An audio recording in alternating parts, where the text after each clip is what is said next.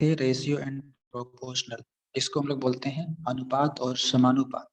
ठीक है, ये भले क्वेश्चंस इससे जेटेट या सीटेट में रहे या ना रहे, लेकिन आपका टीजीटी, पीजीटी और झारखंड सीजीएल और झारखंड सीजीएल जेएसएससी के सभी एग्जाम्स जिसमें मैथ है उसमें आ सकता है ना? तो रेशियो और प्रोपोर्शनल में हम लोग देखे थे अनुपात और समानुपात। समानुपात के टर्म को भी हम क्लियर नहीं किए। रेशियो के बारे में हम लोग देखे थे जब दो नंबरों का कंपैरिजन किया जाता है रेशियो के रूप में, जिसमें पहला पद हमारा क्या कहलाता है, एंटीसीडेंट, और दूसरा पद जो होता है वो कॉन्सिक्वेंट कहलाता है। और रेशियो के टाइप से हम लोग देखे थे डुप्लीकेट रेशियो। डुप्लीकेट रेशियो कहने का मतलब हमारा क्या था, ये अगर कोई दो नंबर है हमारा ए और बी, दो नंबर है, तो डुप्लीकेट में हमारा क्या होता था, ये दोनों नंबर का स्क्वायर हो जाता था, ए स्क्वायर रेशियो बी स्क्वायर। ठीक है, ये था हमारा कॉन्सेप्ट। उसके बाद सब डुप्लीकेट रेशियो में क्या था हमारा, अगर दो नंबर रेशियो में है तो उसके पास रूट चढ़ जाता था, रूट ए और रूट बी। क्लियर है। उसी प्रकार ट्रिप्लीकेट रेशियो हमारा क्या था, तो ट्रिप्लीकेट रेशियो में कोई दो नंबर रेशियो में है तो ट्रिप्लीकेट मतलब घनानुपात, क्यूब कर देना, तो ये और बी क्यूब हो जाता था। उसी प्रकार सब ट्रिप्लीकेट रेशियो क्या होता था, सब ट्रिप्लीकेट रेशियो तो क्या होता था, क्यूब रूट चढ़ जाता था, ये का क्यूब और बी का क्यूब, मतलब cube root of A and cube root of B, ये था। इसके बाद हम लोग देखे थे इनवर्स रेशियो। इनवर्स रेशियो जिसको हम लोग बोलते थे व्युत्क्रमानुपात वाला रेशियो अनुपात। तो व्युत्क्रमानुपात में कोई नंबर अगर हमारा 5:4 के रेशियो में है तो इनका व्युत्क्रमानुपात क्या हो जाता था, 1/5 और 1/4, मतलब रेसिप्रोकल कर देना। कभी कभी यहाँ पे आएगा रेसिप्रोकल रेशियो। तो ये यहाँ तक हम लोग देखे थे। उसके बाद कुछ कुछ हम लोग प्रश्न किए थे, जो कि सारा प्रश्न इंपॉर्टेंट था। और कल जब हम स्टार्ट किए थे बताना, तब जाकर के नेटवर्क में थोड़ा सा इश्यू आया था, वहां से हम लोग आज देखते हैं। और इस टॉपिक में गौर से सुनेंगे, आगे बहुत सारा फैक्ट आएगा। रेशियो में जिसका पकड़ होगा तो अर्थमेटिक वाले जितने भी अंक गणित से रिलेटेड चैप्टर्स आएंगे आपको काफी हेल्प करेगा रेशियो मेथड। तो रेशियो को ही समझना बहुत ही इंपॉर्टेंट है। आज हम लोग देखते हैं कुछ क्वेश्चन और उसके थ्रू से हम लोग बढ़ेंगे आगे। क्वेश्चन समझ में ना आए, उसका सॉल्यूशन समझ में ना आए, तुरंत रेज और हैंड करेंगे और पूछेंगे। सवाल देखते हैं, हम लोग कल जो सवाल लिए थे कि x:y, ये कोई दो नंबर है जो कि रेशियो में, उसका वैल्यू जो है 5:3 के बराबर है। ठीक है, और हमसे पूछा है सवाल 8x minus 5y ratio 8x plus 5y। कोई डरेंगे नहीं, कुछ नहीं है, सारा चीज आप समझ सकते हैं। तो जब इस तरह का केस हो, बराबर वाट पूछ दिया, जब हमारे पास दो नंबर हो एक्स और वाई और उसका रेशियो दिया रहे 5:3, तो उस कंडीशन में हमारा x बराबर 5 हो जाता है और y बराबर 3 हो जाता है। हमेशा इंप्लीमेंट करेंगे जब भी दो रेशियो की बात किया जाए x:y और दोनों रेशियो का मान भी दिया रहे, तो उस कंडीशन में जो हमारा होता है x के बदले हमारा 5 और y के बदले हमारा 3, इसी चीज को इस इक्वेशन में पुट कर देना होता है जो हमसे पूछा गया होता है। तो यहाँ पे x बराबर अगर हम लोग 5 लेंगे और y बराबर 3 लेंगे, तो जल्दी से सॉल्व कीजिए कि इसका आंसर क्या आ रहा है। जैसे 8 हमारा है और s के साथ x मल्टीपल में x बराबर हमें 5 लेना है। ठीक है, माइनस करेंगे, 5 पहले से कांस्टेंट है, y के बदले हम लोग 3 लेंगे। क्लियर है। फिर इसको हम लोग क्लोज करेंगे और फिर हम लोग इसको रेशियो में दे देंगे। ठीक है, इसके बाद हम लोग क्या करेंगे, 8 लिखा हुआ है और x लिखा हुआ है, मतलब x का मान कितना, तो 5, लेकिन ये हमारा प्लस में है, फिर जस्ट 5y ये सेम है, तो 5:3 करेंगे। जब इसको हम लोग हल करेंगे तो 8 5 जो हमारा 40 आता है, कितना आता है, 40 आता है, और 5 3 जो हमारा 15 आता है। ये हमारा फिर क्लोज होगा, फिर यहाँ पे रेशियो आएगा, ध्यान देंगे, और 8 5 जा 40 होता है और 5 3 जा 15 होता है, ये हमारा यहाँ पे जुड़ जाएगा। तो 40 में 15 अगर हम लोग घटा देंगे तो कितना आएगा बताइए, 25 आएगा। ठीक है, और अगर हम लोग 40 में 15 जोड़ देंगे तो हमारा 55 आएगा। जब हमारा, तो हमारा फाइनल आंसर यहाँ तक पहुंचे हैं हम लोग, 25 और 55। तो जब भी हमारा रेशियो किसी दो नंबर का रहे और वो जब तक कटने वाला रहे तो उसको काट दिया जाता है। यहाँ पे दोनों टर्म हमारा कटने वाला है 5 से। 5 से अगर 25 को काटेंगे तो 5 बार में कट जाएगा, और 55 को काटेंगे 5 से तो 11 बार में कट जाएगा। तो 5/11 इसका फाइनल आंसर होगा हमारा 5/5 5:11 इस क्वेश्चन का आंसर होगा। बताइए किसको ये समझ में आ गया, यस या नो?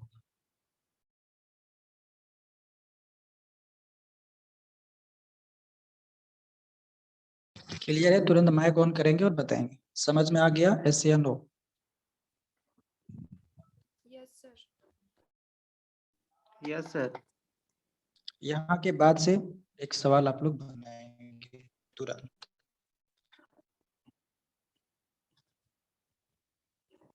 जो कॉपी और पेन के साथ है वो तुरंत करेंगे, जो अपने माइंड के साथ है तो माइंड में भी करेंगे, ये हो जाएगा।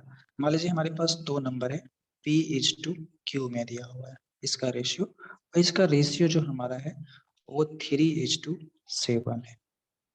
ठीक है, 3:7 है। और हमसे पूछा गया है 2P + 3Q/7 बराबर व्हाट? तो इससे डरना नहीं है। जब हम लोग जानते हैं कि P और Q 2 नंबर का रेशियो दिया रहे 3:7, तो P के बदले हमारा 3 और Q के बदले हमारा 7, तुरंत हमें पुट करना और आंसर निकालना है। जल्दी आंसर बताइए इसका।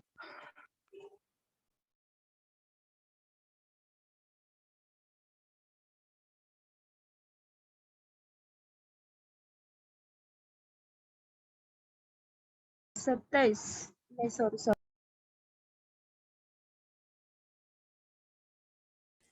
27/7। क्लियर है? 27/7 क्यों क्लियर है? क्योंकि P का वैल्यू हमें 3 लेना है और Q का वैल्यू हमें 7 लेना है, और इसमें हमें पुट कर देना है। जब हम पुट करेंगे P का मान 3, तो 3 के साथ 2 गुना हो जाएगा और हमें 6 आएगा। प्लस जब हम लोग 3 के साथ 7 गुना करेंगे तो 21 आएगा और बट्टा में 7 आएगा, तो हमारा 27/7 आ गया। तो इसको अगर रेशियो में अगर हम लिखना चाहें तो 27:7 हो जाएगा, लेकिन हमें फ्रैक्शन में से आंसर पूछा था तो 27/7 ही रहेगा। ये चीजें क्लियर है? तो अगला सवाल को गौर से आप लोग देखेंगे थोड़ा सा, जो कि बहुत ही इम्पोर्टेंट सवाल है, इसको हम बता देते हैं। और इस तरह का सवाल जब भी रहे तो उसको ऐसे ही करना है। जैसे मान लीजिए आपके पास सवाल है, हाँ, जैसे आपके पास सवाल है A + B, डेली समझ में आएगा, रेगुलर रहने से सारा चीज क्लियर हो जाएगा, लेकिन रेगुलर मेंटेन करना पड़ेगा। ये झारखंड नहीं है, जीके जीएस नहीं है कि कुछ क्वेश्चन छूटेगा तो पढ़ के मेकअप कर लेंगे। ये नया चीज है जिनके लिए, जो नहीं पढ़े हैं कभी, तो एकदम बेसिक से ही आपको एडवांस तक हीरो बना दिया जाएगा जितना मेरे पास है एबिलिटी। तो A + B का रेशियो जो है ये B + C के साथ है। ये सवाल JSSC सीजीएल के लिए वेरी वेरी इंपॉर्टेंट टाइप में इसको आप ले सकते हैं, रेशियो एंड प्रोपोर्शनल चैप्टर से। हमारे पास दिया हुआ क्या, A + B ratio B + C ratio C + A is equal to दिया हुआ है 6:7:8, इतना हमें दिया हुआ है। और एक साथ दिया हुआ है कि A + B + C बराबर 14 भी दिया हुआ है। ठीक है, क्या दिया हुआ है हमारे पास, A + B ratio B + C ratio C + A। ठीक है, C प्लस ये है, C + A, और जिसका रेशियो दिया हुआ है 6:7:8, और एक वैल्यू और दिया हुआ है कि A + B + C बराबर 14 है। तो C का मान क्या होगा, A का मान क्या होगा, B का मान क्या होगा, ये हमें फाइंड करना है। बताइए किसी से ये बनेगा क्या?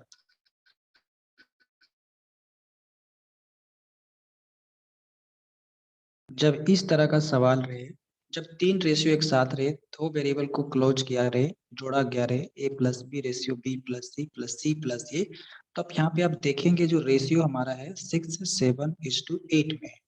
तो रेशियो के बदले सबसे पहले आप x को मान सकते हैं, सॉल्यूशन के लिए इसको बता रहे, x मानेंगे जहाँ पे रेशियो पे x मानेंगे, तो 6x 7x और हमारा 8x हो जाएगा। अगला यहाँ पे टर्म देखेंगे, आगे बढ़ा रहे हैं पेज को। जैसे कि हमारे पास दिया हुआ था A + B और इसका जो रेशियो था हमारा वो 6 था, लेकिन रेशियो में था, तो रेशियो के बदले हम उसको ले लेंगे x। ठीक है, रेशियो के बदले हम लोग ले लेंगे x। तो a प्लस बी बराबर हमारा 6x हो गया। b प्लस सी का जो रेशियो हमारा दिया हुआ था वो हमारा दिया हुआ था 7, तो उसको हम लोग 7x ले लेंगे। और c प्लस a का जो रेशियो दिया हुआ था वो हमारा 8 दिया हुआ, तो उसको 8x ले लेंगे। ध्यान से देखेंगे कि यहाँ पे हमारा टर्म क्या था कि a plus B plus C is equal to 14 दिया हुआ है, और a प्लस बी का रेशियो जो है 6 के बराबर, b प्लस 6 का रेशियो जो है 7 के बराबर, और c प्लस a का रेशियो जो है 8 के बराबर। लेकिन रेशियो के बदले हम लोग x को माने। ठीक है, क्लियर है? तो हम लोग यहाँ पे x को माने।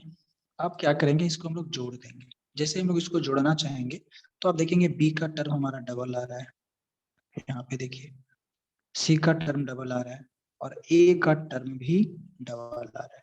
तो हम लोग इसको लिख सकते हैं 2a प्लस बी प्लस सी। ये टर्म किसको समझ में आया?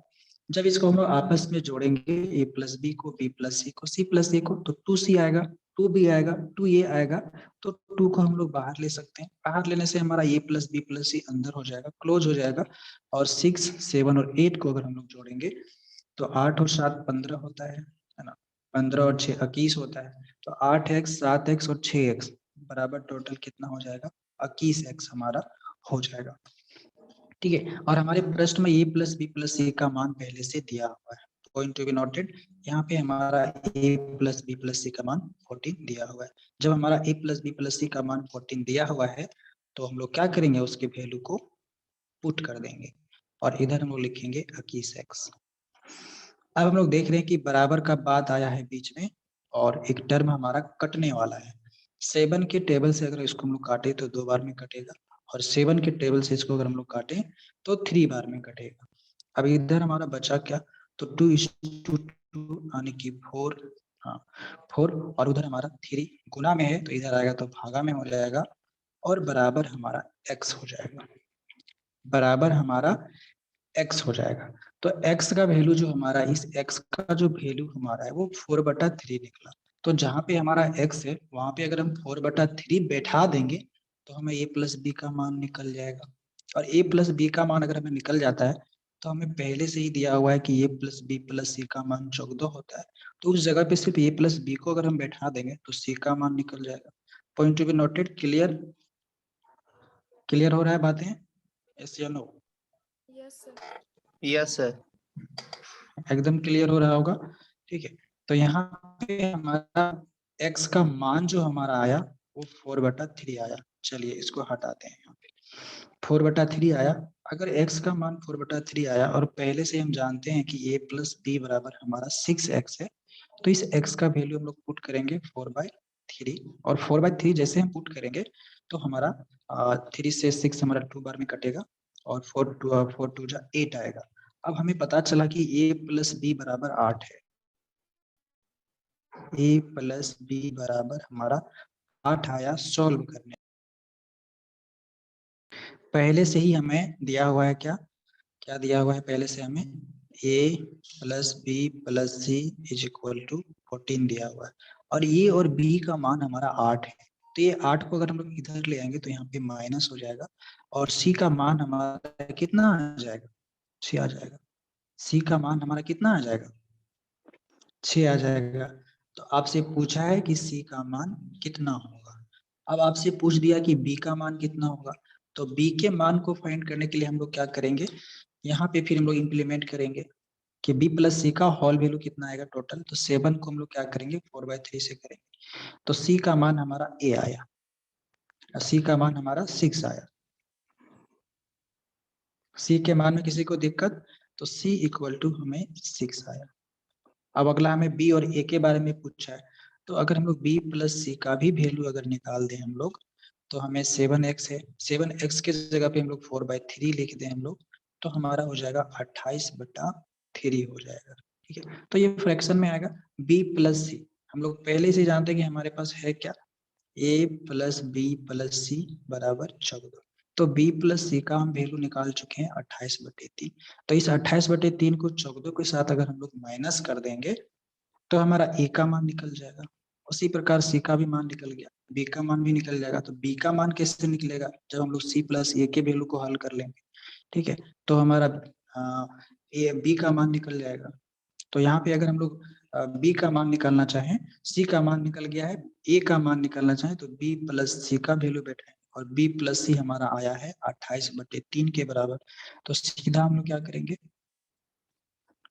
14 माइनस 28/3।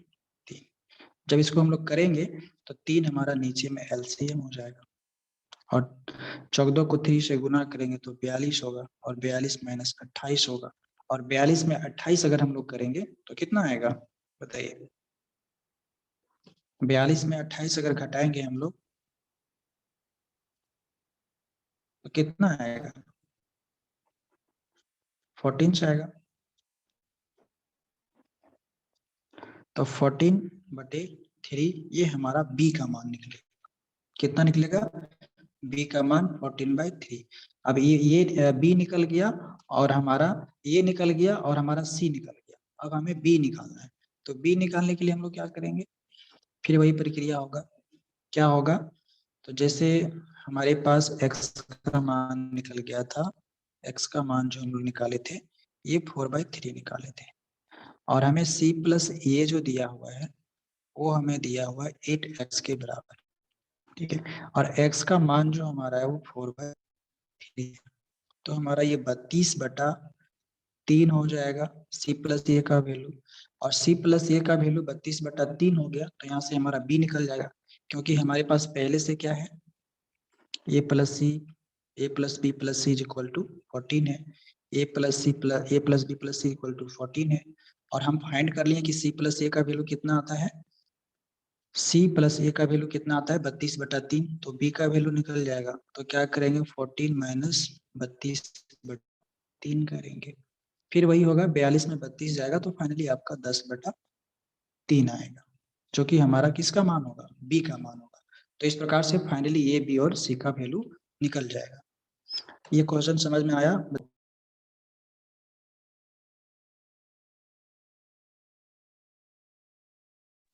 क्लियर हुआ कि नहीं हुआ। Yes, sir.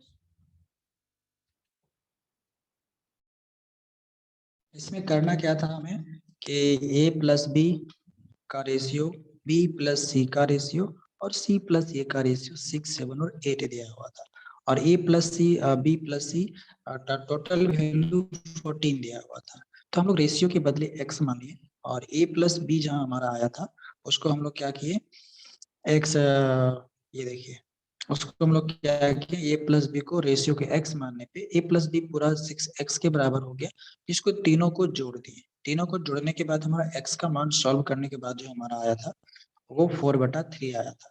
उसी 4/3 को हर एक के साथ गुना करते गए, और इस टर्म हमारा इसका वैल्यू आते गया, और जिस चीज का हमें फाइंड करना था, मान लीजिए हमें b को फाइंड करना है, तो b को फाइंड करना है, इस टर्म को देखेंगे नीचे वाला, यहाँ पे अगर हमें b को फाइंड करना है, b को फाइंड करना है तो c और a का वैल्यू चाहिए।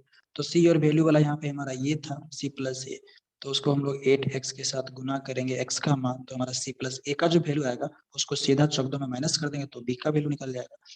तो रेशियो में ऐसे ही प्रश्न क्रिएट होते हैं।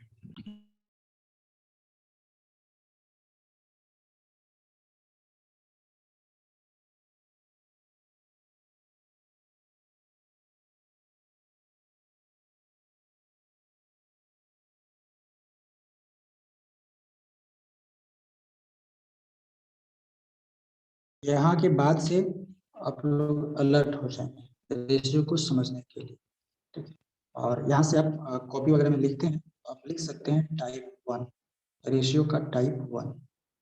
टाइप 1 में कैसे कैसे प्रश्न आएंगे, ठीक है, टाइप 1 रेशियो को कहने को लेकर के क्वेश्चन के लिए टाइप 1, इसमें आप लोग से सिंपली पूछ सकता है कि मान लीजिए कि ये H2B जो हमारा है ये 3H2 4 है, ठीक है, और BH2C जो हमारा है ये हमारा 4:5 है। क्या है, 4:5 है। तो फाइनली आपसे पूछ सकता है ये बी और सी का रेशियो क्या होगा। ये सवाल हमेशा एसएससी वगैरह के एग्जाम में आते रहता है, A plus B, A ratio B ratio C ratio D तक भी जाएगा, इवन 5 तक भी जाएगा। तो यहाँ पे हमें दिया क्या हुआ है, A/B is equal to 3:4, B/C is equal to 4:5। तो हमें पूछा है कि फाइनली पूरे A, B और C का रेशियो क्या हो। तो इसको हम लोग सॉल्व कैसे करेंगे, है ना। तो इसको हम लोग सॉल्व कैसे करेंगे, इसका यहाँ पे समझना है यहाँ पे कि कैसे हम लोग करेंगे। यहाँ पे देखेंगे B दोनों में हमारा कॉमन है, यहाँ पे भी और यहाँ पे भी है। तो जो बच्चा वाला जो मेथड होता है कि B का रेशियो यहाँ पे 4 है, चलो ठीक है, यहाँ पे भी 4 है, तो कोई झंझट नहीं है।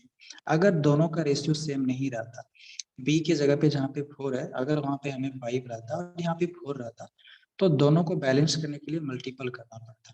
लेकिन अभी वो केस नहीं है। अभी हमारा केस क्या है कि A का जो रेशियो वो 3 है, B का जो रेशियो वो 4 है और C का रेशियो जो है वो हमारा 5 है। तो सिंपली अगर देखा जाए तो डायरेक्टली हमारा रेशियो जो A+B+C का है वो 3, 4, 5 हो जाएगा। राइट, यहाँ तक क्लियर है, यस या नो बताइए। क्योंकि कंफ्यूजन है ही नहीं, B जो हमारा कॉमन है दोनों में, उसका वैल्यू दोनों जगह पे सेम है 4, और ये तो हमारा 3 के बदले है और C का अलग से दिया हुआ है 5। तो हम लोग डायरेक्ट लिख सकते हैं क्या, 3:4:5 ये लिख सकते हैं। लेकिन एक्चुअली अगर यहाँ पे अगर नहीं रहता हमारा इक्वल 4, अगर हमारा नहीं रहता, तो उस कंडीशन में हम लोग क्या करते हैं। तो इस कंडीशन में देखिए सिंपली इस तरह का जब रेशियो रहे, हम लोग को A/B is equal to 3:4, B/C is equal to 4:5।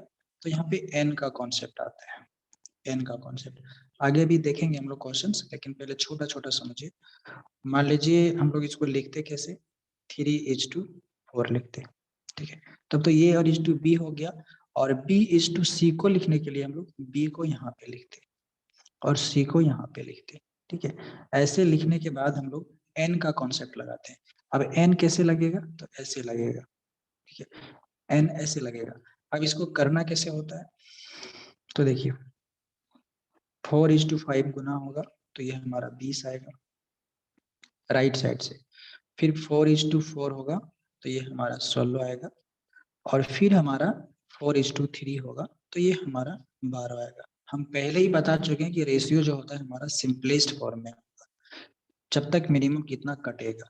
तो 4 तिया 12, 4 चौका 16 और 4 पंचा 20। फाइनली हमारा वही चीज आया 3:4:5। तो n का कॉन्सेप्ट भी लगा सकते हैं जब बीच वाला वैल्यू सेम रहे। तो अगर बीच वाला वैल्यू सेम नहीं रहता, तो उसको गुना करके दोनों तथ्यों को, दोनों रेशियो के b वाले मान को बराबर किया जाता है पहले, उसके बाद उसको लाया जाता है। जैसे ये चीजें समझ में आई, यस या नो बताइए, ये क्लियर है, Yes, sir. Yes, sir. Clear है। अब देखिए अगर यहाँ पे हमारा टाइप 1 में b का वैल्यू सेम नहीं रहता, समझ आइएगा, इसमें कोई बड़ा चीज नहीं है। देखिए मान लीजिए कि हमारे पास जो वैल्यू दिया हुआ है A/B का, वो दिया हुआ है हमारा 3:4 दिया हुआ है, ठीक है, और B/C का जो हमारा दिया हुआ है वो 5:7 दिया हुआ है। तो पॉइंट टू बी नोटेड कि यहाँ पे अगर आप देखेंगे तो A/B के मान एक जगह पे 4 है और एक जगह पे हमारा 5 है, यहाँ पे 5 है और यहाँ पे 4 है, तब तो हमारा इक्वल है नहीं। इस कंडीशन में हम क्या रेशियो लिख सकते हैं क्या, 3:4:7 या फिर 3:5:7 ऐसा लिख सकते हैं क्या, नहीं लिख सकते हैं, क्योंकि b का वैल्यू सेम नहीं है। तो इस कंडीशन में b का वैल्यू सेम करना पड़ता है, इस कंडीशन में b का वैल्यू सेम करना पड़ता है। तो जब कोई दो व्यक्ति रेशियो में रहेगा, पॉइंट टू बी नोटेड, और किसी एक को इक्वल करना पड़े, तो जो भी चेंजिंग होगा दोनों के साथ होगा। इस टर्म को ध्यान रखेंगे। मान लीजिए यहाँ पे कि हमारे पास A/B है और ये हमारा दिया हुआ है 3:4, और B/C जो है ये हमारा दिया हुआ है 5:7। तो b का मान बराबर करने के लिए अगर 5 के साथ अगर हम लोग 4 से गुना कर दें और 4 के साथ अगर 5 से गुना कर दें, तो b का मान हमारा 20 आ जाएगा। पॉइंट टू बी नोटेड, यहाँ देखिएगा, इसको अगर 5 से कर दें,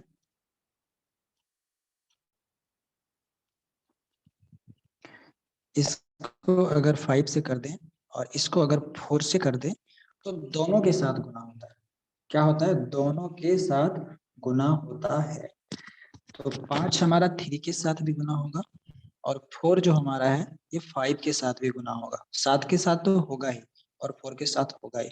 तो रेशियो में अगर चेंजिंग करना पड़े, रेशियो को बैलेंस करना पड़े, इक्विवेलेंट करना पड़े, तो दोनों रेशियो पे इफेक्ट पड़ता है। अगर किसी के साथ हम गुना कर रहे हैं तो दोनों रेशियो के साथ गुना होगा। जैसे ही हम दोनों के साथ गुना करेंगे तो यहाँ पे हमारा बी का रेशियो गुना करेंगे पहले वाले टर्म को, तो A/B इक्वल टू हमारा हो जाएगा क्या 15:20 होगा, यस या नो? होगा, yes, होगा। और B/C जो हमारा हो जाएगा वो क्या हो जाएगा 20:28। 20, क्लियर है? क्लियर है, यस या नो? yes sir, क्लियर है। अब यहाँ पे हम लोग देखें क्या कि हमारा 20 तो कॉमन हो गया और ये तो अपने कॉमन है, ओबेनिस्ट है, अलग है, 28 भी अलग है, तो फाइनली हमारा ए बी और सी का जो रेशियो हो जाएगा क्या हो जाएगा बताइए 15, 20 और 28। किसी को दिक्कत बताइए? ए बी सी का रेशियो करने में किसी को दिक्कत नहीं नहीं? अब देखिए इसको हम लोग सर, जल्दी से सर एक मिनट, 5 इंटू फर्स्ट वाला में किया है 5 से इंटू और सेकेंड वाला में है 4 से, लेकिन सेम डिजिट से ना गुना होता है, वो वाला नहीं, वो रूल नहीं बी है। को यहाँ पे हमें एक चीज को बराबर करना है, बी को बराबर करना है। अगर हम बी को बराबर कर देते हैं तो हमारा रेशियो निकालने में सुविधा हो जाएगा, क्योंकि हमारा ये यहाँ पे पहले से यूनिक है और सी भी हमारा यूनिक है, लेकिन बी यहाँ पे वेरिएबल आ गया, अलग अलग मान आ गया, डिफरेंट डिफरेंट आ गया। तो बी के मान को जनरली क्या होता है कि नीचे जो हमारा बी का मान है उसको ऊपर में गुना कर देते हैं। देखिए यहाँ पे हुआ क्या है, नीचे में हमारा 5 था तो ऊपर 5 में गुना किया, ऊपर में 4 था तो नीचे 4 गुना कर दिया। ये ऐसा करने से ही वो बीच वाला टर्म बैलेंस हो जाता है। तो ऊपर वाला को नीचे और नीचे वाला को ऊपर, ऊपर वाला को नीचे और नीचे वाले को ऊपर। इस ठीक है कॉन्सेप्ट सर, से बी के कॉन्सेप्ट को बराबर किया। आपको सिर्फ यहाँ पे ये ध्यान देना है कि वैल्यू किसका डिफरेंट हो रहा है। अब ये बी सी तीन ही आदमी का बत्ते है, तो ए तो हमारा अपने यूनिक है, सी तो अपने यूनिक है। अब यहाँ पे भी रेशियो बी है और यहाँ पे भी रेशियो बी, यहाँ पे आपका कॉन्स्टिक्वेंट में और यहाँ पे आपका इंसिडेंट में है। तो ये दोनों को बैलेंस करना पड़ेगा, प्रथम और दूसरे पद में जो बी का मान है उसको बैलेंस करने के लिए गुना किया जाता है। गुना करने के बाद जब बैलेंस हो जाता है तो दोनों के बदले एक मान लिया जाता है और फाइनली हमारा रेशियो 15, 20 और 28 हो जाता है। अब इसको देखिए एन वाला कॉन्सेप्ट से कैसे हम लोग बनाते हैं। यहाँ पे एन वाला कॉन्सेप्ट जबरदस्त काम करेगा जब बी का मान बराबर नहीं रहे तब। देखिए इसको हम लोग कैसे करते हैं, जैसे कि हमारा A/B जो दिया हुआ था वो दिया हुआ था 3:4 और B/C जो दिया हुआ था वो दिया हुआ था 5:7। तो n वाला कॉन्सेप्ट है क्या, तो n वाले कॉन्सेप्ट में हम लोग ऐसे लिखते हैं 3:4, ये A/B हो गया और B के जस्ट नीचे लिखते हैं B और रेशियो कर देते हैं 7। और n वाला कॉन्सेप्ट लगाते कैसे हैं, तो देखिए एक मिनट, हाँ सुन रहे हैं, n वाला कॉन्सेप्ट लगाते कैसे हैं, तो ऐसे, ये एरर हो गया, ऐसे लगेगा। ठीक है, ऐसे लगेगा तो 4 को 7 से गुना करेंगे 28 और सामने वाले को सामने से तो 20 और फिर ये बाहर वाले को 5 से 3 को तो 15। बताइए अब क्या कौन बोल रहे थे?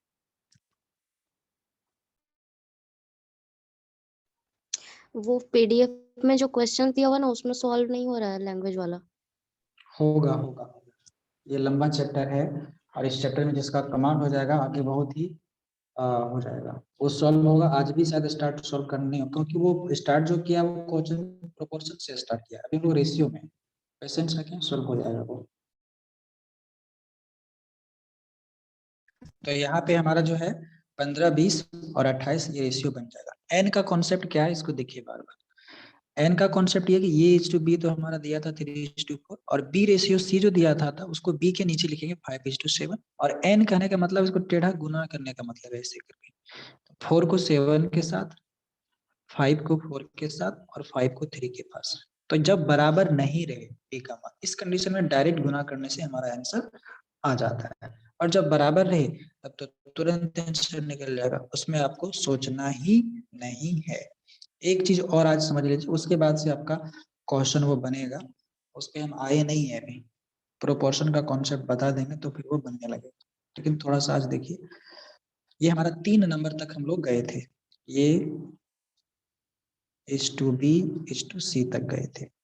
अब अगर हमें रेशियो D तक पहुंचना रहे तो इसका लॉजिक थोड़ा सा समझ लीजिए। गलती से अगर एक प्रश्न दे दिया सीजीएल में तो तुरंत बन जाए, क्योंकि कुछ भी आ सकता है मैथ, जरूरी नहीं कि वो क्या आएगा नहीं आएगा, पढ़ा हुआ रहेगा तो सब चीज बनेगा।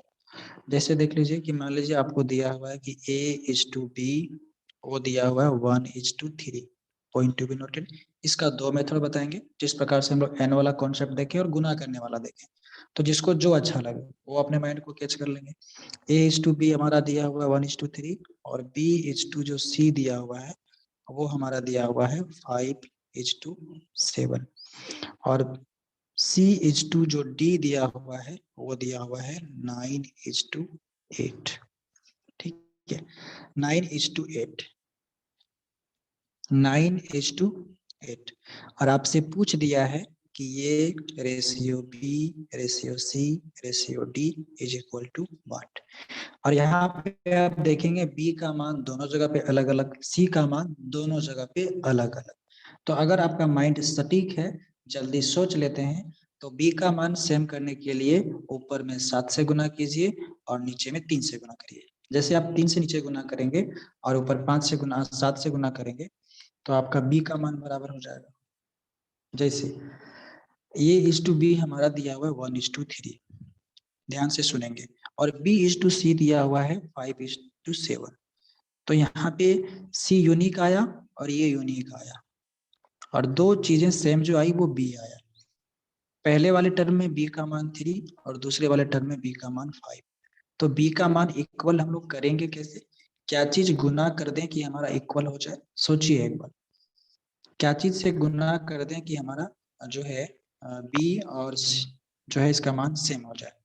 ये B का मान ऊपर 5 से करेंगे और नीचे 3 से। ऊपर 5 से और नीचे 3 से, तो B का मान हमारा हो जाएगा 15, लेकिन उससे हमारे C के मान पे भी असर पड़ेगा। ठीक है, C के मान पे भी असर पड़ेगा, तो C का मान भी तो अलग अलग है, 7 और 9। तो इस कंडीशन में जब हमारा A और B दिया रहे 1:3 दिया हुआ है, तो हम लोग पहले C वाले को बैलेंस करते हैं, क्योंकि C वाले में हमारा D यूनिक है और B में भी चेंजिंग हो रहा है और C में भी हो रहा है। तो हम लोग पहले करते क्या है, C को बैलेंस करने की कोशिश करते हैं कि B:C यहाँ पे और C:D। तो B तो यहाँ पे 5 है और D हमारा 8 है, लेकिन C का जो मान है एक जगह पे 7 है और एक जगह पे 9 है। अगर यहाँ पे अगर हम इसको बराबर करना चाहें तो क्या करना पड़ेगा बताइए?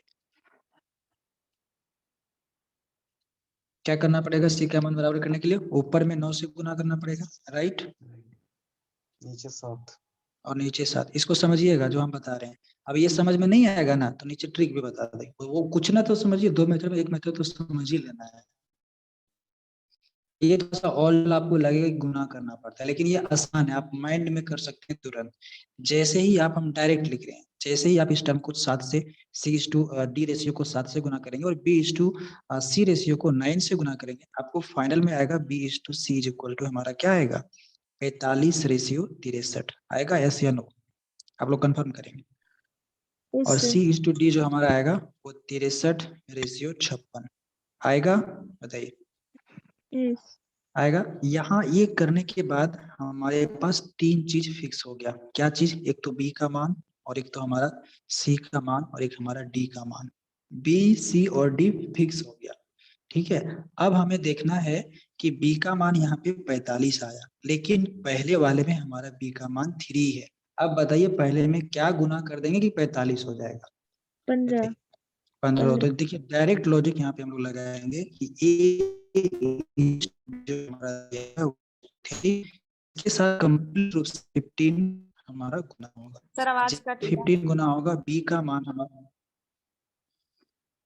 कहाँ, क्या करेंगे हम लोग? ये क्लियर है, B और C और D का मान क्लियर गुना करने के बाद। अब हमें जाना A और B पे, क्योंकि तो BCD निकाल लें। BCD क्लियर है, जब BCD क्लियर है तो B का मान 45 है, लेकिन पहले वाले रेशियो में B का मान 45 है क्या? है क्या? नहीं है, नहीं। नहीं है। तो B का रेशियो 45 लाने के लिए 3 के साथ क्या गुना करेंगे? 15 गुना करेंगे। इस टर्म को देखिएगा, A:B जो हमारा है वो 1:3 है, मतलब b का मान यहाँ पे 3 है, लेकिन b का मान इक्विवेलेंट करने पे 45 आया, मतलब पूरे टर्म को 15 से गुना करना पड़ेगा। 15 से गुना करेंगे तो 1 के साथ भी गुना होगा, 15 रेशियो 45। तो यहाँ पे हमारा ये आ गया, यहाँ पे b आ गया, यहाँ पे c आ गया और यहाँ पे d आ गया।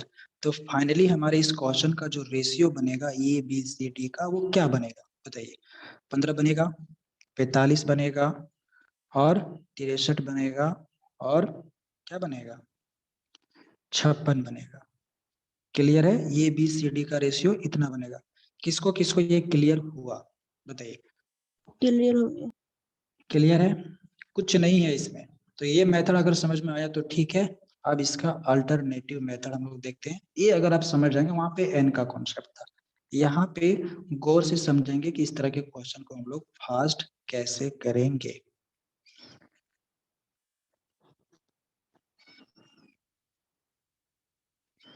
ये बेसिक मेथड है जो सारे लोग बताएंगे।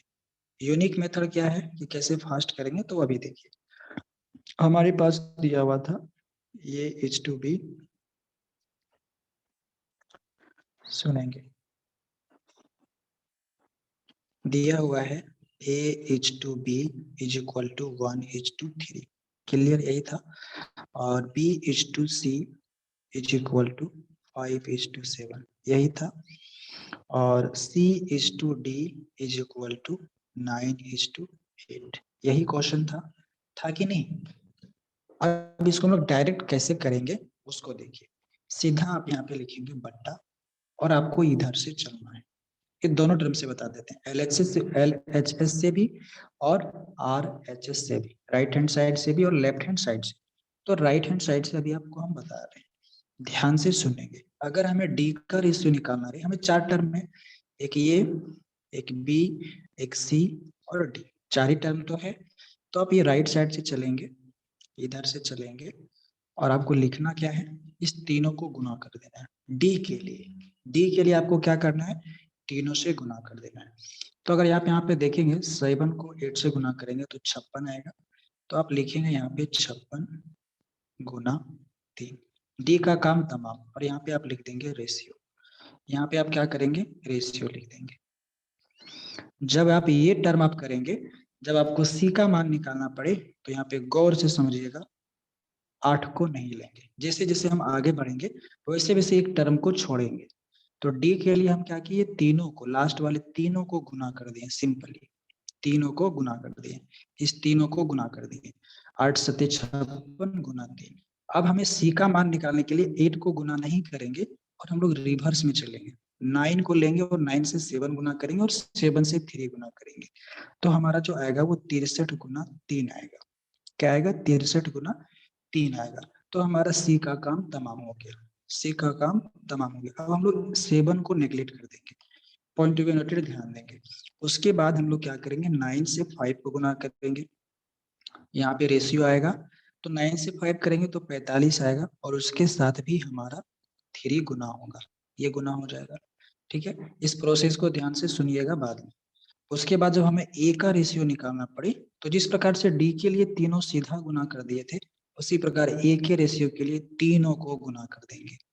तो 9 बचे 45 और एक हमारा गुना करेंगे 1 से तो सिर्फ 45 आएगा। बताइए यहाँ तक समझने में दिक्कत हुआ क्या किसी को? क्या क्या किए हैं प्रोसेस? वेरी वेरी इंपॉर्टेंट है जल्दी बनाने के लिए।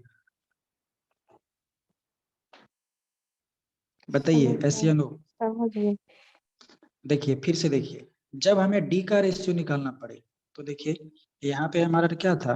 1:3, 5:7, 9:8। तो लास्ट वाले को इधर से इधर वाले को अगर गुना कर देंगे तो डी का वैल्यू बता दिया। तो 8 सत्ते 56, 3 लिखने का कारण है, ये लॉजिक आपको बता देंगे क्यों लिखे हैं 3। 3 अभी बाहर कर सकते हैं हम लोग, सारे में 3 आ रहे हैं। तो बाहर करेंगे तो ऑटोमेटिक वो कट जाएगा, क्योंकि रेशियो हमारा सिंपलेस्ट फॉर्म में होता है, कटने वाले को काट देंगे। तो आ गया। अब जब हमें सी का लेना था तो 8 से मतलब नहीं रखेंगे और 8 के बगल वाले के पास आएंगे और फिर टेढ़ा घूम जाएंगे, 9 7 3 करेंगे। तो 9 सत्ती 63 गुना 3, सी का काम तमाम। अब बी का काम करेंगे तो 7 को हटा देंगे। 7 को जब हटा देंगे तो 9:5 करेंगे और 5:3 करेंगे। तो 9 बचे 45 गुना 3। अब हमारा 3 का भी काम खत्म हो गया, तो इधर वाले का काम तमाम। अब जब ये का निकालना हो तो उधर डी का निकाले तो लास्ट वाले का, और जब ए का निकालेंगे तो शुरू वाले तीनों टर्म का। तो 9 × 45 गुना 1, तो सिंपली आ गया हमारा 45। अब यहाँ पे देखेंगे तो यहाँ पे भी 3, यहाँ पे भी 3 और यहाँ पे भी 3। बताइए 45 में भी 3 है क्या? यस या नो? नहीं। 45 के अंदर 3 नहीं है, बताते हैं अभी। 15 गुना 3 है इसके अंदर, बताइए। हाँ। है। तो इस कंडीशन में हम जानते हैं कि जब तीनों चारों नंबर के साथ 3-3 कॉमन है, तो अगर हम लोग लिखे में भी तो 3-3 कट जाएगा। तो इसको पहले ही हटा देते हैं और सिंपली हम लिखेंगे 15/45/63/56। तो गुना गुनी नहीं कर पाते हैं तो यही गुना कर लीजिए, डायरेक्ट रेशियो आ जाएगा। कभी कभी ऐसा सवाल हमें को देखने को मिलता है। 4 से अधिक नहीं जाएगा। 4 से अधिक अगर ई तक भी जाएगा तो यही प्रोसेस है, जो प्रोसेस आपको बताएं। तो ये है लॉजिक वाला प्रोसेस, जिसमें आप जल्दी कर पाएंगे। ये टर्म समझ में आया? ऐसे नो? Yes sir.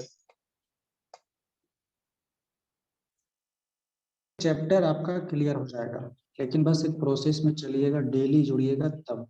नहीं जुड़िएगा तो मेरा गलती नहीं है। देखिए क्वेश्चन आप लोग का बन नहीं रहा है तो उस पर थोड़ा सा वर्क करते हैं आज।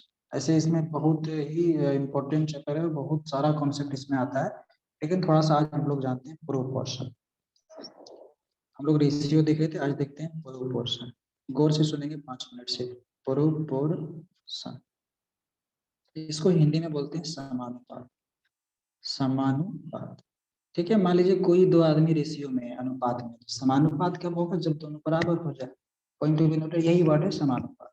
मान लीजिए कोई दो रेशियो आपस में क्या है? रेशियो में। तो उसको हम बराबर कब कहेंगे? जब दोनों रेशियो बराबर हो जाए। तो इसको हम सिंपली बोल सकते हैं कि समानुपात हमारा कहलाता क्या है? तो जब दो राशि का अनुपात जो है आपस में बराबर हो। लिख लीजिए इसको, जो लिखना चाहेंगे। जब दो राशि का अनुपात, दो राशि का अनुपात आपस में बराबर, इसको समझ लीजिए या लिख लीजिए, माथा में लिखिए, कॉपी में लिखिए, जहां लिखना है लिखिए। जब दो राशि का अनुपात आपस में बराबर हो तो उसे प्रोपोर्शनल कहते हैं। तो उसे क्या कहते हैं? प्रोपोर्शनल कहते हैं, समानुपात कहते हैं। देखिए यहाँ पे दो रेशियो की बात है, दो राशि का रेशियो। हम लोग जानते हैं कि एक रेशियो बनाने के लिए क्या आता है? 2 नंबर आता है। तो दो रेशियो बनाने के लिए दो अलग अलग राशि के अलग अलग रेशियो आएंगे। पॉइंट टू बी नोटेड, अगर हमारे पास ये है, पी है, सी है और डी है, ठीक है, ये आपस में समानुपात में है। क्या चीज में है? समानुपात में। तो इसको हम लोग लिखेंगे कैसे? जैसे हम लोग एनालॉजी में लिखे थे, पॉइंट टू बी नोटेड, जैसे हम लोग एनालॉजी में लिखे थे कि A:B है और इसके समानुपात में जो हमारा है C:D है। तो इसको हम लोग बोलते हैं समानुपात का इक्वेशन का फॉर्म। ये फॉर्म इसका कहलाता है। तो समानुपात में ऐसे लिखा जाता है, जिसमें क्या होता है कि एक रेशियो बनाने के लिए हमें 2 नंबर आया और फिर एक रेशियो बनाने के लिए 2 नंबर आया। तो दो राशि का अनुपात, एक राशि ये, एक राशि, दो राशि का अनुपात जब आपस में बराबर हो जाए तो उसे हम बोलते हैं समानुपात। यहाँ पे आप टर्म को समझेंगे, एक इम्पोर्टेंट जो यहाँ पे लिख दे रहे हैं उसको समझिएगा। ये जो यहाँ पे हमारा है, इसको हम लोग बोलते हैं बाह्य पद, ए और डी को। तो ए और डी जो हमारा है बाह्य पद है। कौन सा पद है? बाह्य पद। आज से सवाल बन जाएगा जो आपको दिया गया है। ए और डी जो हमारा है बाह्य पद है, क्योंकि ये दोनों बाहर है। और बी और सी जो हमारा है, ये हमारा मध्य पद है। ध्यान रखेंगे, वेरी वेरी इंपॉर्टेंट। ए और डी हमारा बाह्य पद और बी और सी हमारा मध्य पद। इसको मध्य पद को आप लिख लीजिए मीन टर्म। Mean term. आगे क्वेश्चन आता है कि मध्य समानुपात क्या होगा? बाह्य पद। तो इसको बोलते हैं एक्सट्रीम। डायरेक्ट इसका नाम है एक्सट्रीम। तो बाह्य पद को एक्सट्रीम और मध्य पद को मीन टर्म। क्लियर यहाँ तक है? यस या नो बताइए। Yes sir. यहाँ तक क्लियर है? रिस्पॉन्स क्लियर है। अब यहाँ के बाद देखेंगे कि समानुपात में होने का शर्त क्या है ना? कंडीशंस फॉर प्रोपोर्शन क्या लिखेंगे हम लोग? कंडीशन फॉर प्रोपोर्शन, शॉर्ट में लिखे हैं तो जो लोग हैं ध्यान देंगे, बाकी लोग को पता नहीं चलेगा कि CFP है क्या। तो हम बोल भी दे रहे हैं कि कंडीशंस फॉर प्रोपोर्शन, तो हमारा जो 4 अगर अंक है, कोई 4 नंबर है, तो हमारा प्रोपोर्शन में कब होगा। मान लीजिए कि हमारे पास A है, B है, C है और D है, और ये चारों नंबर हमारा प्रोपोर्शन में है। क्या चीज में है? प्रोपोर्शन में है। तो हमारा क्या होगा? A:B is equal to C:D। एक कंडीशन है प्रोपोर्शन होने के लिए। जब 4 नंबर्स आपस में एक दूसरे से प्रोपोर्शन में हो, तो उसके लिए जो कंडीशन बनता है वो A/B, यानी कि A/B और C/B का जो वैल्यूएशन होगा वो इक्वल को डिनोट करेगा। ठीक है, तो अगर हम लोग इसको क्रॉस मल्टीप्लिकेशन करेंगे तो हमारा AD आएगा और BC आएगा, तो फाइनल रिलेशन हमारा जो बनता है AD बनता है बराबर BC हो जाएगा। और A और D हमारा क्या है? बाय पद होता है। A और D हमारा क्या होता है? बाय पद, पीछे अभी बताया गया है, क्योंकि दोनों शुरू में होता है या बाहर में होता है, और BC को कहलाता है मध्य पद। तो इसको लैंग्वेज में अगर हम लोग लिखना चाहें तो आप लिखेंगे बाह्य पदों का गुणनफल। ये बहुत काम देगा। बाह्य पदों का गुणनफल इज इक्वल टू मध्य पदों का गुणनफल। बताइए टर्म किसको समझ में आया?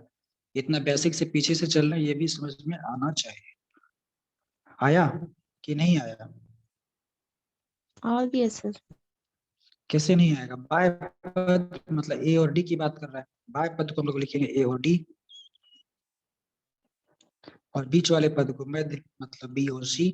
तो यही कंडीशन है प्रोपोर्शन होने के लिए, यही कंडीशन है प्रोपोर्शन होने के लिए कि बाह्य पदों का गुणनफल इज इक्वल टू मध्य पदों का गुणनफल। अब आपसे क्या करेगा?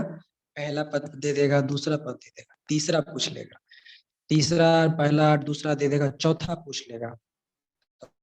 अभी जो क्वेश्चन आपको प्रैक्टिस में दिखेगा वो अब अभी नहीं बनेगा, अब बनेगा। थोड़ा सा देखिए, 5 मिनट कर ही लेते हैं हम लोग। टाइप्स ऑफ प्रोपोर्शनल, जिस प्रकार से हम लोग टाइप्स ऑफ रेशियो देखे थे, उसी प्रकार टाइप्स ऑफ प्रोपोर्शन, इसको गौर से सुनिएगा। और पहला जो आता है मीन प्रोपोर्शनल, मीन प्रोपोर्शन। तो मीन प्रोपोर्शनल, आपको मीन टर्म बता दिया गया कि मध्य वाला टर्म क्या क्या कहलाएगा। बताइए मध्य वाला टर्म क्या क्या आता है? B और C आता है, S या no? Yes sir. Yes sir. तो मीन प्रोपोर्शनल को हिंदी में बोलते हैं मध्य समानुपात। मध्य समानुपात, मध्य समानुपात। अब आपके पास सवाल दे दिया कि ये और बी का जो मध्य समानुपात है का मीन प्रोपोर्शनल जो है वो x है। ठीक है, आपको क्या दे दिया कि ए और बी का जो मीन प्रोपोर्शनल है, मीन्स मध्य समानुपात है, वो क्या है? वो x है। यहाँ से गौर से देखिएगा, जिसको बाउंस करेगा तुरंत बोलिएगा। सवाल ये है टाइप ऑफ प्रोपोर्शनल। इसमें से पहला टाइप है मीन प्रोपोर्शनल, जिसको हिंदी में बोलते हैं मध्य समानुपात। तो क्वेश्चन ये है कि ये और बी का जो मध्य समानुपात है वो x है। क्या है? x है। तो x का वैल्यू क्या होगा? वाट। देखिए अभी हम बात किए मीन प्रोपोर्शनल का। मान लीजिए हमारे पास a और b नंबर था, तो a का मीन प्रोपोर्शनल जो है मध्य समानुपात, तो मध्य वाला टर्म हमारा क्या होता है? b और c। तो a:x, मतलब x दिया हुआ था, प्रोपोर्शनल जो है हमारा वो भी x आएगा, और लास्ट में हमारा b जाएगा। बताइए ये टर्म किसको समझ में आया? ए और बी का मीन प्रोपोर्शनल x है, तो x का वैल्यू क्या होगा? समझ में आया? एस या नो? Yes sir. क्यों? क्योंकि मध्य समानुपात हमारा होता है b और c, और वो सीधा सिंपली लिख दिया कि b और c का मान x के बराबर है। तो हम लोग क्या लेंगे? x लेंगे।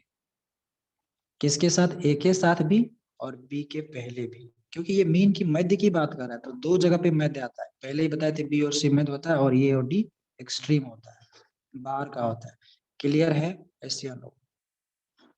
Yes sir. जब क्लियर है तो प्रोपोर्शनल होने के लिए कंडीशन क्या था, ए बटे एक्स बराबर एक्स बटे बी। बताइए ये समझ में आया। प्रोपोर्शनल अगर है तो उसके लिए कंडीशन क्या था कि बराबर होना पड़ेगा। ये समझ में आया, ऐसे हम लोग जल्दी बताइए। Yes sir. Yes sir. अगर ये समझ में आया तो बताइए क्रॉस मल्टीप्लिकेशन करेंगे तो एक्स स्क्वायर बराबर क्या आएगा, ए बी आएगा। क्या आएगा, ए बी आएगा। अब हमें x का मान निकालना हो तो बताइए ए बी के ऊपर रूट चढ़ेगा, यस या no. Yes sir. Yes sir. तो जब किसी भी दो नंबर का मीन प्रोपोर्शनल निकालना हो, मध्य समानुपात निकालना हो तो डायरेक्ट रूट ए बी। ये समझाने के लिए इतना बताएं। डायरेक्ट हम बता सकते थे कि जब मीन प्रोपोर्शनल निकालना हो तो दोनों नंबर का रूट निकाल देते हैं। क्या कर देते हैं, रूट निकाल देते हैं। जैसे एग्जांपल लेते हैं, आपको सवाल दे दिया, सवाल ये दे दिया, देखिए सवाल आपको दे दिया कि 9 और 16 का मीन प्रोपोर्शनल क्या होगा। मीन प्रोपोर्शनल क्या होगा, बताइए तुरंत क्या होगा। फॉर्मूला बता चुके हैं।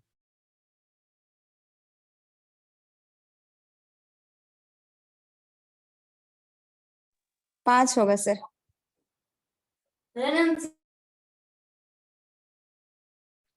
और कोई बताइए। 12 होगा। 12। चलिए 12 होगा मीन प्रोपोर्शनल। आप अभी जो कॉन्सेप्ट बताएं उसको बाद में देखिएगा, पूरा डीप से आपको बताइए कैसे मीन प्रोपोर्शनल होता है। तो 9 और 16 का मीन प्रोपोर्शनल, तो डायरेक्टनेस का रूल था, क्या था कि दोनों का हम लोग रूट निकाल देंगे। 9:16। अब आपको स्क्वायर रूट पहले बताया गया है कैसे निकाला जाता है। स्क्वायर रूट में दो नंबरों का सेम मल्टीप्लिकेशन से एक पेयर बनता है, एक पेयर का एक टर्म एक डिजिट बाहर होता है। तो 3 हमारा किसका स्क्वायर है, 9 हमारा किसका स्क्वायर है, 3 का, तो 3 बाहर आएगा। 16 हमारा किसका स्क्वायर है, 4 का, तो 4 बाहर आएगा। और फाइनली हमारा मीन प्रोपोर्शनल 12 होगा। बताइए समझ में आया, यस या नो। यस सर, हम जोड़ दिए थे और इसका तो 5 आया। तो 5 कैसे आएगा, 15 और 16 को जोड़ेंगे तो 25 आता है, तो इसका रूट स्क्वायर। तो हम फॉर्मूला में आपको क्या बताए थे, मीन प्रोपोर्शनल का फॉर्मूला क्या था, x is equal to root A B. A और बी गुना में है कि प्लस में है, बताइए। गुना में है तो गुना होगा। तो ये हो गया आपका बहुत ही इंपॉर्टेंट, कभी कभी पूछ देता है मध्य समानुपाती मीन प्रोपोर्शनल। एसएससी के सीजीएल की प्री तक में भी आता है ये सब सवाल, ध्यान रखेंगे। अगला है तृतीय समानुपाती, थर्ड प्रोपोर्शनल। ये भी वेरी वेरी इंपॉर्टेंट है।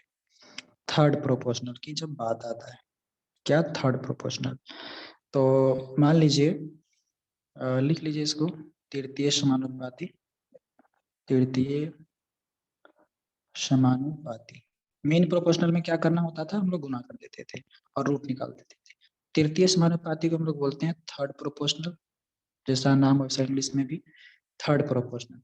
थर्ड प्रोपोर्शनल मान लीजिए कि हमारे पास कोई नंबर ए और बी है और उसका थर्ड प्रोपोर्शनल जो है वो मान लीजिए कि एक्स है।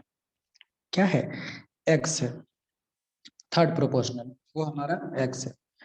तो इसको हम लोग कैसे सजाएंगे फाइनली, तो मान लीजिए कि थर्ड प्रोपोर्शनल बोला है, तो अब तो हमारा ए और बी तो सेम है, ठीक है।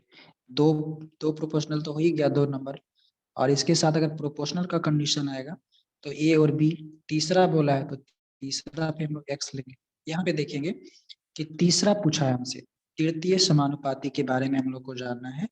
तो ए और बी का तृतीय समानुपाती जो है एक्स है, ठीक है। क्या है, एक्स है। तो पहला और दूसरा दिया हुआ है तो यहाँ पे भी दूसरा ही टर्म होता है, तीसरा टर्म को मान लिया गया एक्स। तृतीय समानुपाती एक्स है। जब तृतीय समानुपाती एक्स रहे तो इस कंडीशन में प्रोपोर्शन का कंडीशन क्या है, ए बटा बी हो जाता है और बी बटा एक्स हो जाता है। होता है कि नहीं, बताइए। सर यहाँ नहीं समझ में आया। यहाँ ए इज टू बी समानुपाती करके B is to X. Sir यहाँ पे तीसरा में तो बी ना आ जाएगा सर।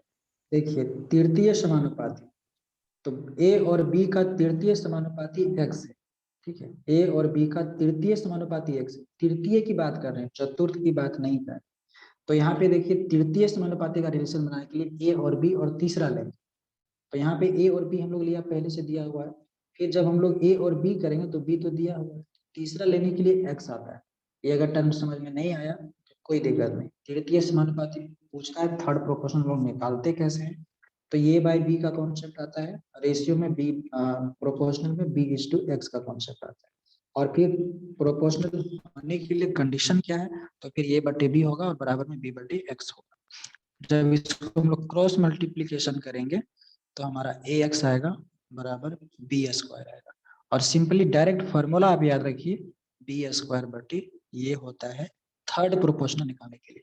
कोई 4 नंबर अगर प्रोपोर्शनल में है, तीसरा प्रोपोर्शनल आपसे पूछे तो दूसरे प्रोपोर्शनल का स्क्वायर और पहले रेशियो वाले के टर्म को नीचे डिवाइड, ये फॉर्मूला होता है। ठीक है, जैसे आपसे पूछ दिया जाए कि 8 और 12, कभी इसमें फंसाए का क्वेश्चन में नहीं है, आपको क्वेश्चन समझना और उसका फॉर्मूला याद रखना है। जैसे पूछ दिया आपको कि 8 और 12 का थर्ड प्रोपोर्शनल क्या होगा, तो ये हमारा ये है, ये हमारा बी है कि नहीं, और थर्ड प्रोपोर्शनल के लिए फॉर्मूला बताए थे b² बटे ये फॉर्मूला है, इसको याद रखिए। तो b की जगह पे 12, तो 12 गुना 12 बटा में हमारा हो जाएगा 8।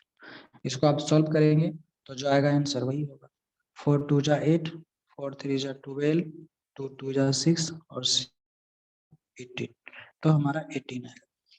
थर्ड प्रोपोर्शनल जब भी बात हो तो थर्ड तक ही हमें निकालना है, चौथा का यहाँ बात आएगा ही नहीं। इसीलिए यहाँ पे इस टर्म में हम लोग जो लिए थे, किसमें था, अच्छा वो मिटा दिए, इसीलिए हम लोग यहाँ पे a/b और फिर b/x लिया गया, क्योंकि 4 की बात यहाँ पे नहीं है, तो सेकंड का ही रिपीटेशन होगा। Point to be note, a/b था और फिर प्रोपोर्शनल में हम लोग b/c लिए थे, b/x लिए थे, तो हमें तृतीय अनुपात की का ही बात करना है, तो हम लोग फोर्थ में क्यों जाएंगे, तो b का रिपीटेशन फॉर्मूला को सेट करने के लिए, फॉर्मूला आने के लिए, तो वही हुआ था, ये बाय b = b/c। क्लियर हुआ, बताइए। थर्ड प्रोपोर्शनल तो 3 की बात है, मीन प्रोपोर्शनल तो मीन में 2 टर्म आता है, दोनों की बात है। अब हम लोग लास्ट देखते हैं चतुर्थ समानुपाती, तो तीनों का फॉर्मूला याद रखना है। मीन प्रोपोर्शनल का फॉर्मूला क्या होता है, और थर्ड प्रोपोर्शनल का फॉर्मूला क्या होता है, और फोर्थ प्रोपोर्शनल का फॉर्मूला क्या होता है। अब हम लोग आते हैं फोर्थ प्रोपोर्शनल, किस पे आते हैं, फोर्थ प्रोपोर्शनल। तो फोर्थ प्रोपोर्शनल में चारों डिजिट आएगा, देखिए सिंपल है, a/b भी आएगा और फिर हमारा c/x आएगा। तो हमें 4 निकालना है, तो 4 को x मानना पड़ेगा, क्योंकि यहाँ पे तीनों टर्म आएगा। ये चीज क्लियर हुआ, यस या नो बताइए। फोर्थ प्रोपोर्शन, जब आपको फोर्थ प्रोपोर्शनल निकालना हो तो आपके पास a और b क्लियर होगा और c भी क्लियर होगा, लेकिन d क्लियर नहीं होगा तो उसको x मानेंगे। और पीछे जो हम लोग देखे थर्ड प्रोपोर्शनल में, उसमें मैं थर्ड तक ही जाना था, तो फिर b का रिपीटेशन हुआ था, यही चीज को समझना था, ठीक है, और कुछ नहीं था।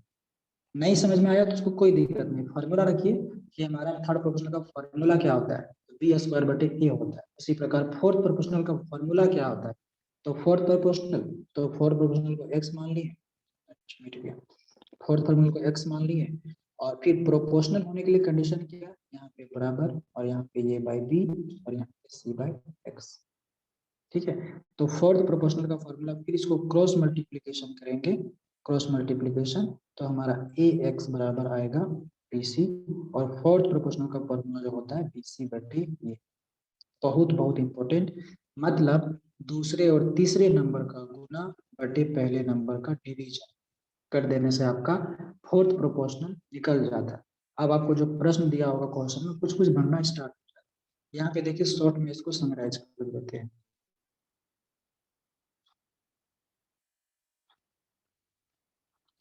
जब मीन प्रोपोर्शनल की बात हो, मीन प्रोपोर्शनल, तो आपको सिंपली नंबर का रूट निकाल देना है मल्टीप्लिकेशन के केस में।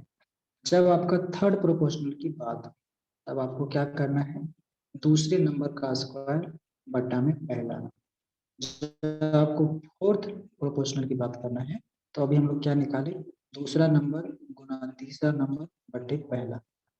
तो आपका अब किसी भी रेशियो में प्रोपोर्शनल वाला में पहला दे दिया है और आपसे बीच वाला पूछ दिया, दूसरा दे दिया है, तीसरा पूछ दिया, पहला दूसरा तीसरा दिया, चौथा पूछ दिया, तो डायरेक्ट आप इस फॉर्मूला से निकाल सकते हैं।